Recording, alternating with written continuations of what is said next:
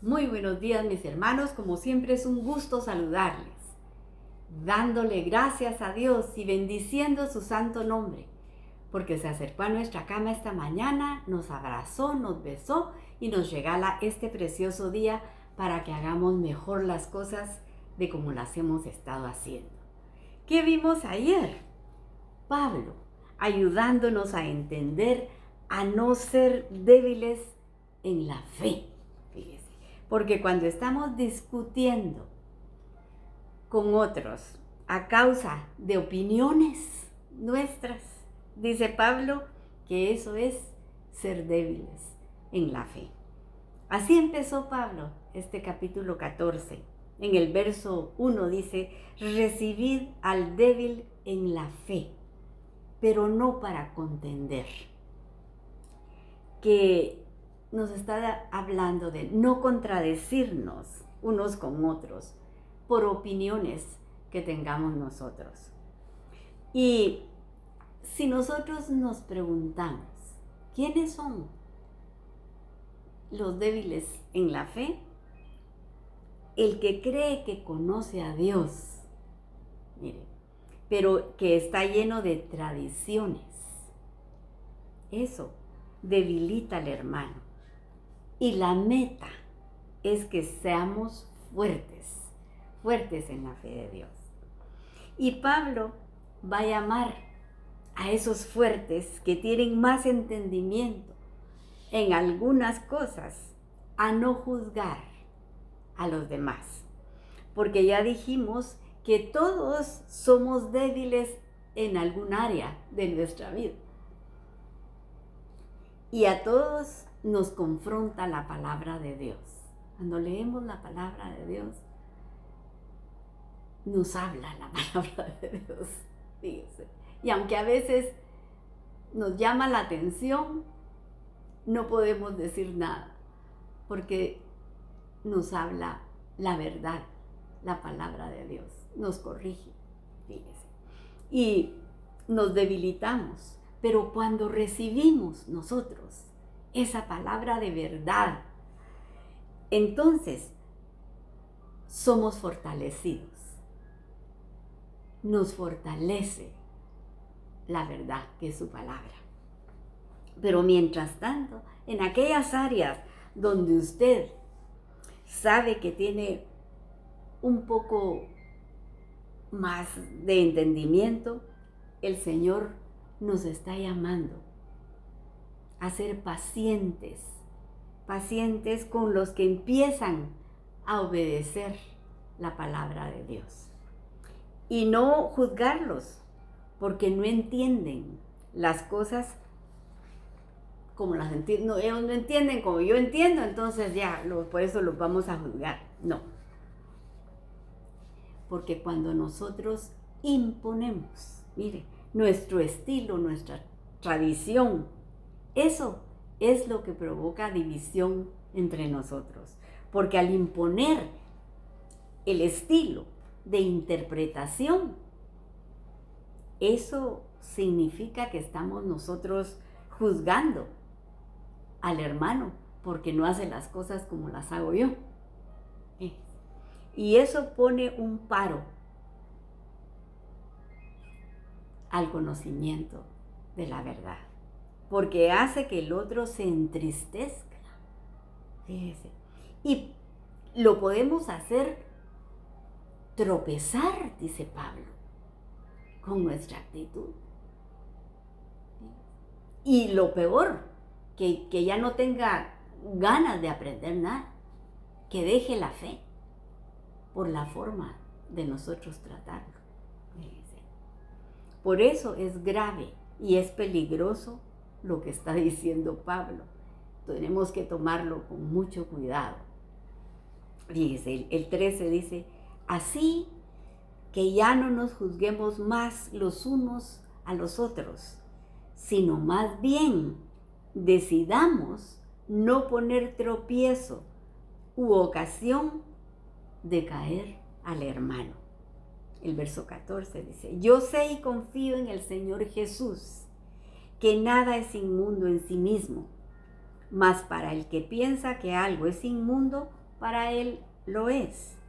Pero si por causa de la comida tu hermano es contristado, ya no andas conforme al amor. No hagas que por la comida tuya se pierda aquel por quien Cristo murió. Porque si hacemos que el hermano se contriste, dice Pablo, ya no estamos caminando en amor. Y nos pide que no actuemos así, que esa no sea nuestra actitud. Recordemos lo que vimos en el capítulo pasado, capítulo 13, el verso 10. El amor no hace mal al prójimo. Así que el cumplimiento de la ley es amor. El amor todo lo puede.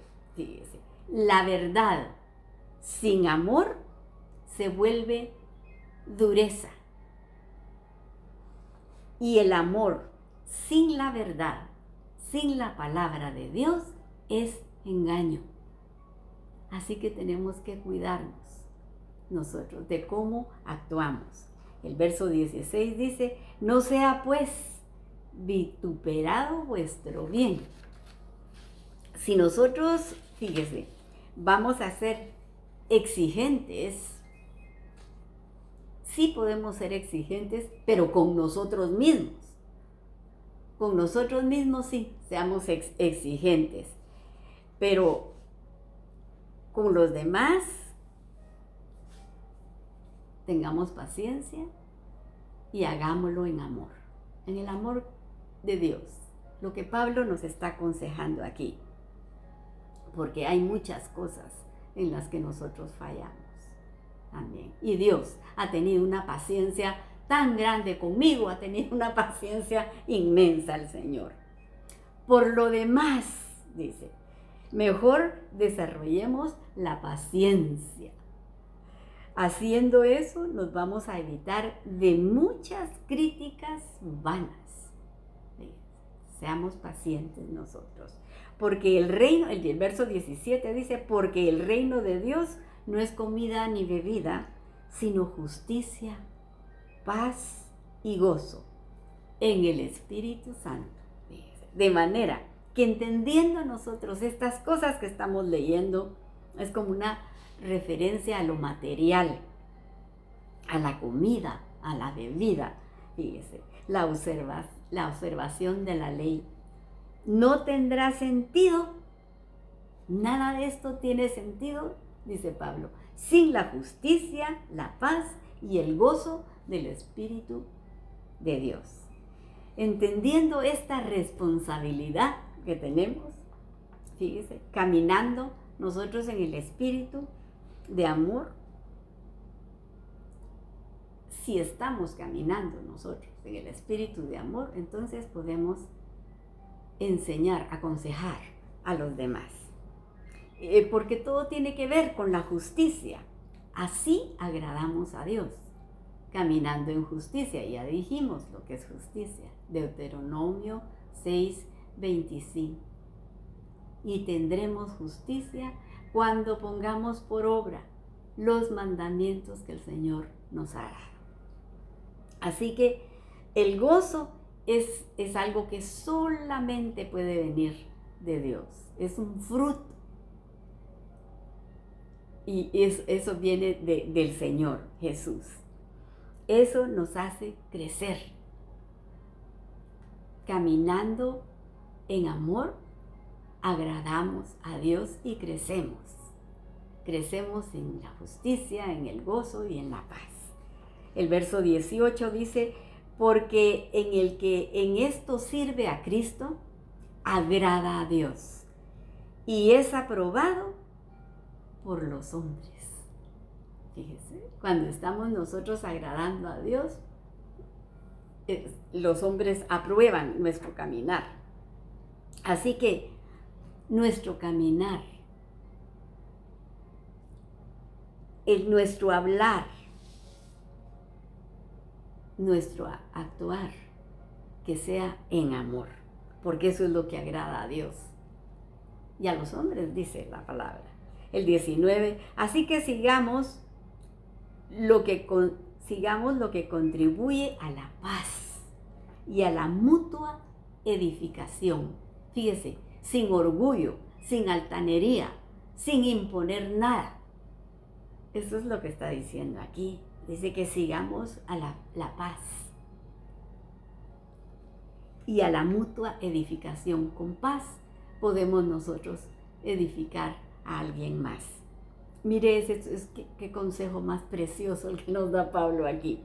Y el 20 dice, no destruyas la obra de Dios por causa de la comida. Por causa de opiniones no destruyamos la obra de Dios. Todas las cosas a la verdad son limpias, pero es malo que el hombre haga tropezar a otros con lo que come.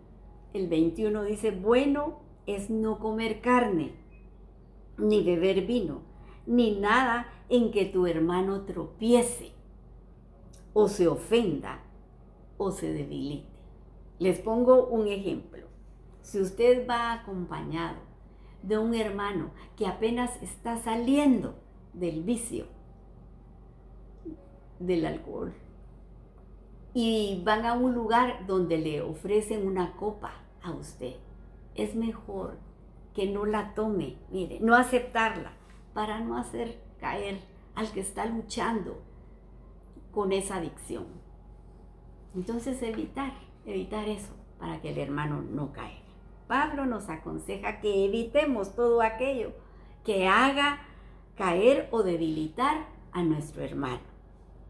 Porque ahora que estamos nosotros creciendo poco a poco en la fe, es nuestra responsabilidad cuidar de los débiles. Dice cuidar de los débiles y cuidarlos con amor, con paciencia, con gozo. Fíjese, a los niños que empiezan a caminar en la fe,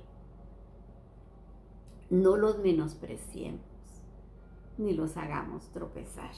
El verso 22 dice, ¿tienes tu fe? Tenla para contigo delante de Dios. Bienaventurado el que no se condena a sí mismo en lo que aprueba.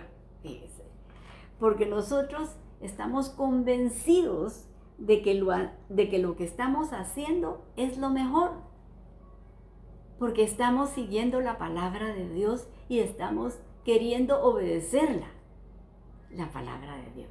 Entonces, lo que estamos haciendo es lo mejor. Nosotros hacemos lo que creemos. Y el 23 dice, pero el que duda sobre lo que come es condenado porque no lo hace con fe, y todo lo que no proviene de fe es pecado. Dice Pablo. Nosotros somos salvos por fe, porque creímos en la palabra. Fíjense. Entonces debemos de caminar en fe, creyendo en la palabra. Fíjense.